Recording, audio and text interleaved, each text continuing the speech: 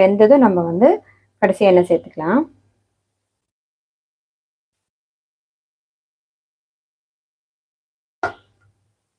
First சுட்டு எடுத்த சப்பாத்தி பார்த்தீங்கன்னா நல்லா லேயராக இருக்கும். ஸோ பேக்கெட் மாதிரி இருக்குங்க. ட்ரை பண்ணி பாருங்கள்.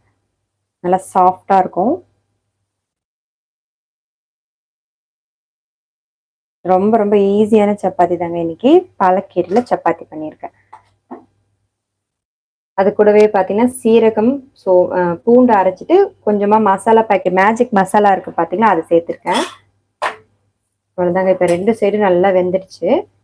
இப்போ பார்த்தீங்கனாலே தெரியும், எங்கள் பஃபியாக மேலே எழும்பி வரும். இந்த ஸ்டேஜில் வந்து நம்ம எண்ணெய் சேர்த்துக்கலாம். 2 சைடுமே வெந்துடுச்சுன்னு அர்த்தம்.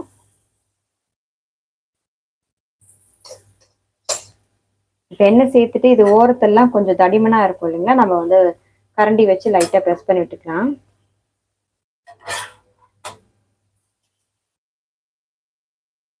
பூரி மாதிரி வரும் பார்த்தீங்களா, எவ்வளோ பஃபியாக வருதுக்கு.